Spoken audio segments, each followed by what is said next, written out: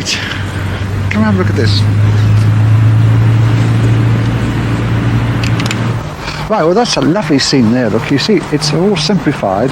We're going to work from the back to the front. In other words, put the sky in first, and then we'll put that whole hillside, and gradually work forward from back to the front. Yes. And actually finishing up with this tree there, the last thing, you see. Yeah, well, out of that thing, I think we need about 6 colours.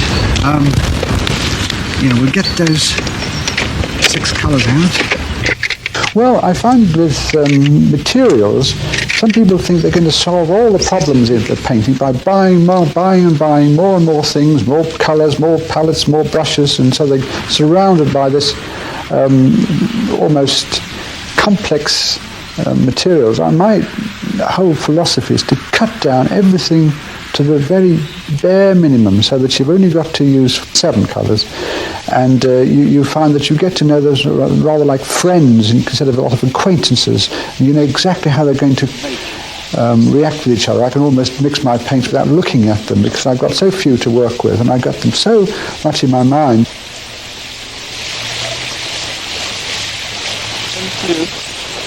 Yeah. So just 4 colours at the moment? No, I'm using the whole 6 because I've got little things I want to use.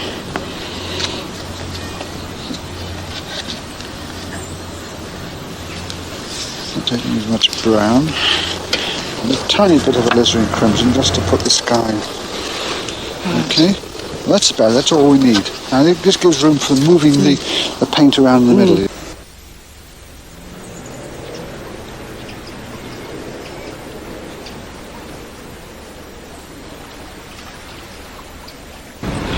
I've just sketched the thing in very roughly. I haven't put any detail in, but it just shows the areas of the sky, the hillside, the river, just to give it some idea where I'm going. Okay, well we start off, of course, by from the farthest thing, which is the sky. So I'm going to put the sky in first, get the rough idea of a little bit of raw sienna in, just plain to sort of lubricate the whole thing. Like that, you see. Very, very nice washed out. Colour. Yes, just washed out to give it's all light and airy. And then into that I put my bits of blue in. See, it's all that lovely blue there. That looks quite bright, but I suppose when it's dry it's... You watch this.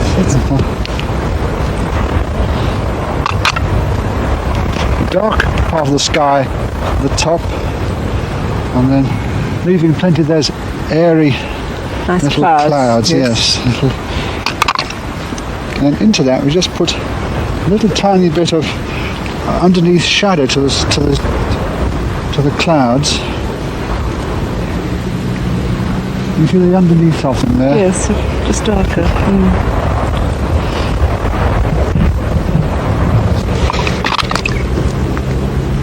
That will all soften as we go along, you know.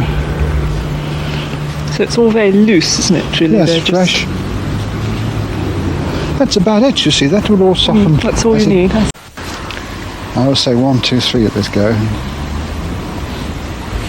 That's not bad colour, is it? See, there's a whole lot gone over there.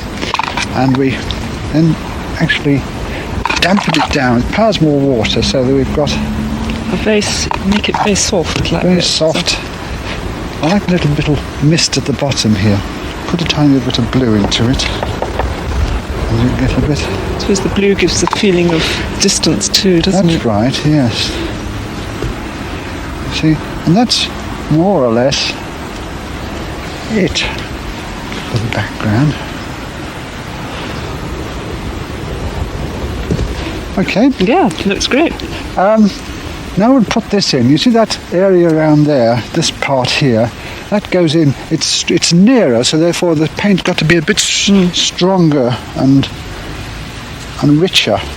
And also it's going over that wet surface there, so you have to make it stronger because it's quite strong paint. Paper, so yes, but it's going into that already wet sky. So it will soften off Gives lovely soft edges, doesn't it? Mm. When you put it in. There we are. As we go a bit further away, we add a bit more blue. Oh, that's coming along beautifully. Yeah. And then that very far distant trees there, it's almost into Which the mist. bluer still, I suppose. Bluer still, yeah, that's great, isn't it? You see? Yeah.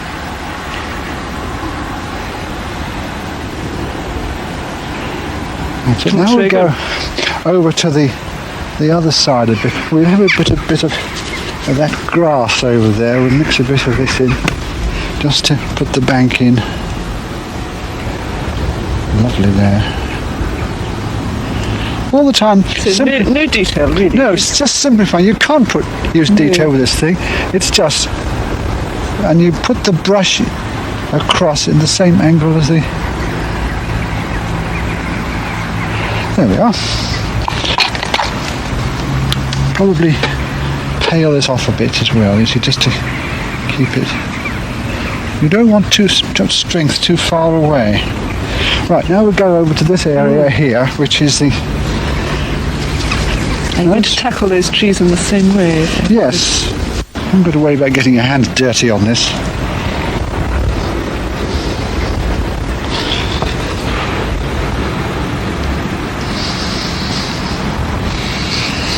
There we are.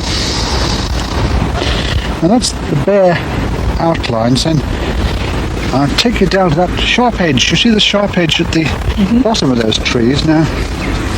You get those about there.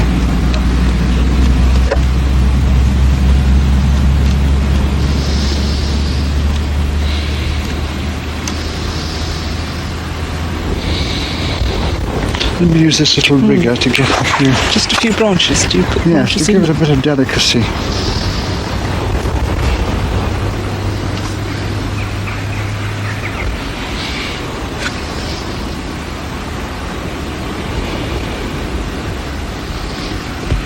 You use your rigger just at the end, right at the end. Yes, of the brush, I don't hold you? it. You hold it at the end of the. Yes, so that you don't get too fiddly. We want to get.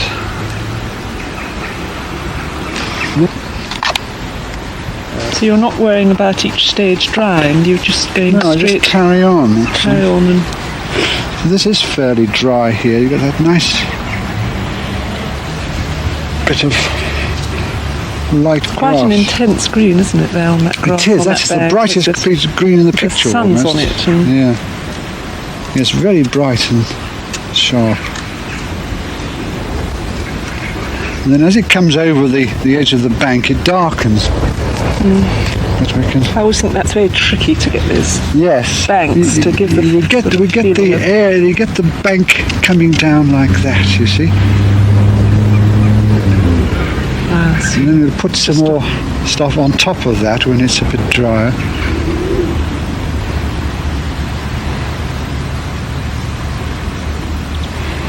Okay.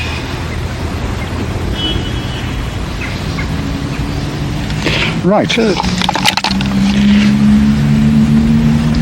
Get some dark in here now, a little bit of dark, so that you can just drop it into the side of the bank to darken it. Yes. All the time treating it very simply and directly.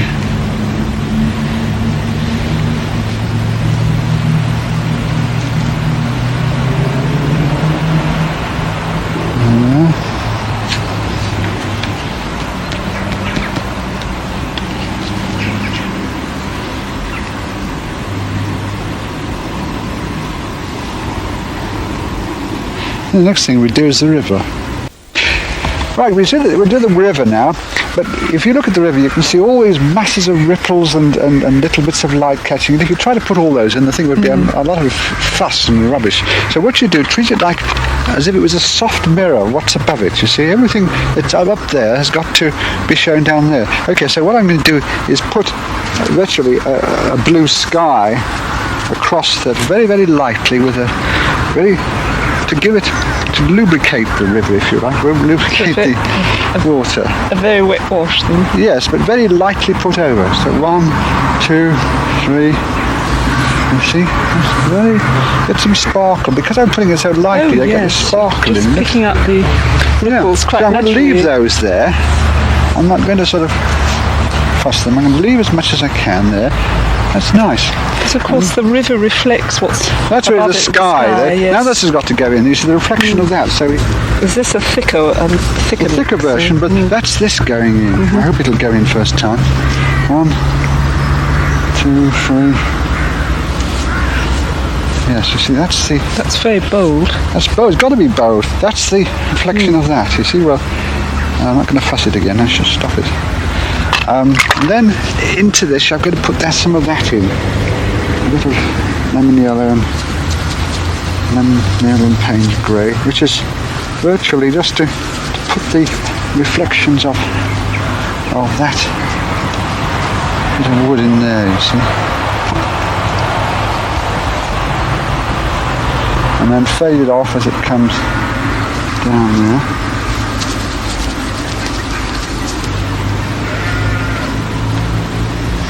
And then you put these trees in. First of all, you want a little bit of the pale green to reflect the bank underneath here. I'm not even looking at the picture in front of me. I know what I've got to put in. If I looked at the picture, it'll probably confuse me of the actual scene. That's very effective already. Important to put them opposite where the reflections in it. I've seen so many times where people don't do this and it sort of looks, they let the reflection slip about 50 yards up the road. You see, just great.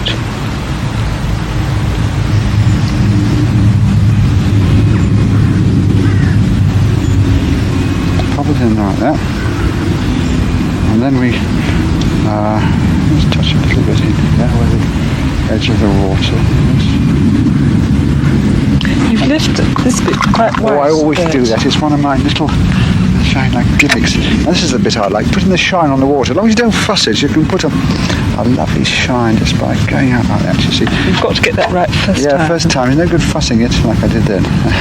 And the same thing here. You just go 1, 2, 3. It's a lovely bit of glint there. You just go with a sort of slightly damp brush. You just go whoop. So you must take that out when the wash is damp. Yes, that's right. And just lift it out with a sort of almost clean brush, you see, and don't over fuss it. Just keep it. And really, basically, that's the water finished, you see. Now, if you look at that, you see there's so many little bits of glitters, but yes, you could go and say, but there's a bit there, there's a bit there, there's a bit there. And that's what you've got to do, is capture this peaceful scene, not every... Because as the wind catches the bits of water, it moves around. But you've got the peace of that river, and that's what you're after. It's great. Right. Okay, now we do the foreground. Now the big mistake most people make with the foreground is that they fuss it too much. They get the rest of the painting okay, and then suddenly they go mad and they don't know what to do with the damn thing. And they just fuss it and work at it too much. So we want to keep it quite a simple sweep of grass here, and just a few bits on the end. Now what you want is a nice rich green for this foreground, a bit of nice blue, a bit of yellow, and then just to warm up a bit of raw sienna, and you've got a lovely rich green there. So, okay, now put it on. See how nice and rich it is. So let's say 1, 2, 3, go. Get it on, and leave it. Don't fuss it. Tell the temptation to poke about with it, and so that's more or less. That looks very simple. Yes, it is. Now we'll get some of these dark bits in up here, perhaps about there. So we get a bit of brown, a bit of paint grey, just something good and dark, just to get over here.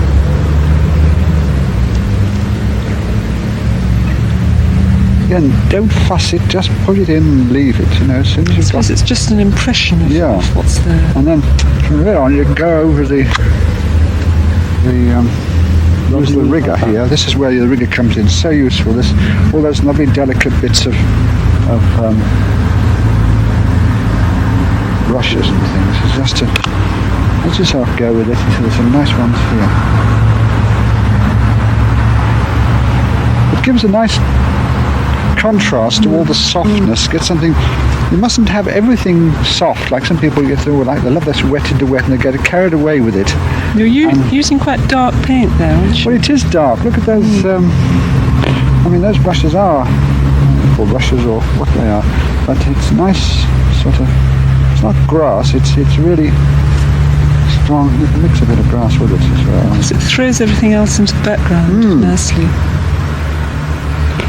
It gives a nice feeling to it. You can just touch a bit of something else in here, but this is where you've got to be careful to perhaps a bit in there. I suppose it would be easy to overdo it at this stage. Oh gosh, yes. That's a tiny bit of darker texture in here if you want to. This is the danger part. I think that looks just fine. That's enough. Don't do any more. You can flick a little bit with your fingers here like that, just to sort of get a bit of. See, but not too much of that either. It's. So you've got to be bold. That's really bold but simple. Let's leave it at that. Now we're all ready for the tree in front there. Right, now we've got this foreground tree. Now this is a very daunting prospect, That's it's the real nitty-gritty now. But don't avoid it. I mean, you can kind of get so far and say, oh, well, probably leave it. I might spoil it with the tree. No, but the tree is a wonderful thing there to have a go at. You've got to look at it first, spend about 2 minutes looking at it and finding out what its characteristics are, where the branches grow. But you can't get all of it in, can you? No, I'm just going to get half of it. I'm going to actually push it in a bit so I can get it. I'm not going to try and get the whole tree in, but just around there it would be rather nice. Right, we get some good, rich, juicy things in like this. Going sideways with a brush, you can get much more sort of character to it. Get the main chunky stuff in there.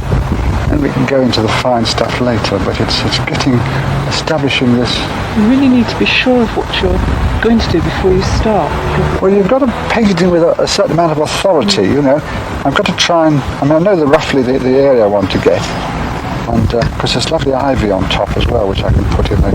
But basically you're just going to the main chunky stuff. Because it dries out quite a bit later, doesn't it? Yeah.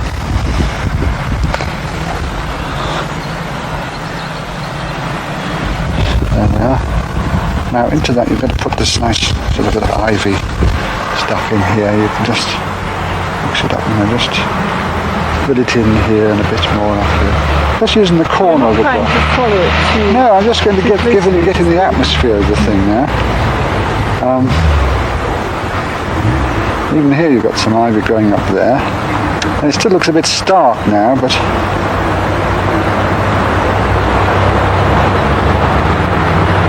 okay, I think that shows the main. Now I turn over to the rigger. Right. The big thing is to get the transition right between the chunky stuff and the delicate bits. So we press on hard. This is the thing about I'm holding the brush very high up on the handle, and now we start to get into so you that. use much more pressure to start with. Oh, yeah, terrific pressure at the beginning to get that. Off. You see, you can get some very strong stuff here. Get as thick as that. This is where it's my main structure. See, here's one coming down here, for example. You don't have to follow it exactly, do you? No, you just let the brush have its head. It's rather like a dog with a long lead. You don't have to. I suppose if you try to follow the tree too closely, then it becomes rather stiff. I'm not even looking at the tree at the moment. I'm just constructing something here, which is. And still using the same colour. Yes, I'm trying to get a. See, now I'm just going to start filling in. There's the main structure. That's going to hold the tree up in a high wind, and then I can sort of start getting the smaller stuff in afterwards. But there's another bit there. That's going to come down like that. You're going to have a bit of confidence in this. This is where you need all sorts of practice with the rigger. You see, it's just letting it. You really just need to practice doing lots and lots of trees. That's right. You can ruin the picture if you don't.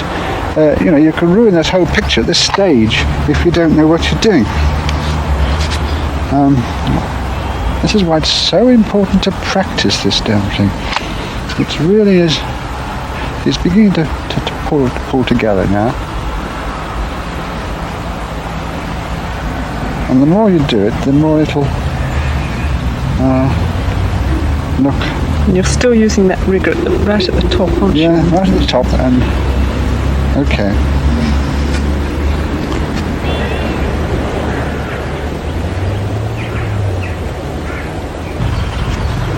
Right, well that is the rigger finished now, you see. What I want to do now is, you see those little tiny twigs at the end, which you can't do over the rigger, they're too small. So what you do is get a very, very dry brush. So very little paint on your brush. Hardly anything at all, just a dirty brush virtually. And just with a very fine, this again what most people do is too wet. What I'm going to do is just to stroke the thing.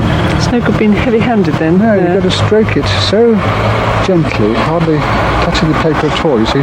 Just give this little hazy feel about her, as if it's fine twigs, you see. Just fill them. Just at the very ends of the branches? Yes, just the very ends, and hardly touch the paper at all. And it's just giving that appearance of the twig ends and the branch ends. A little bit here. And if you do it too heavy, you've got to test it a bit on a bit of paper first, usually. Again, I think you'd need a lot of practice to get that right. Yes, you want to try it on a bit of paper, and so you don't not too heavy, you see.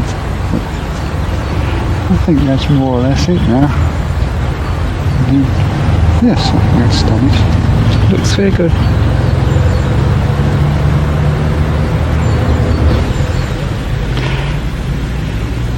Right, what do you think? I think that's terrific. I think you've done enough now. Yes. I should leave it there. Everybody needs somebody to stop them, because you go on and on poking little bits and you think, oh no, it's a great temptation. Yeah, now we must stop. It looks all right. Let's go back and have some lunch, shall we?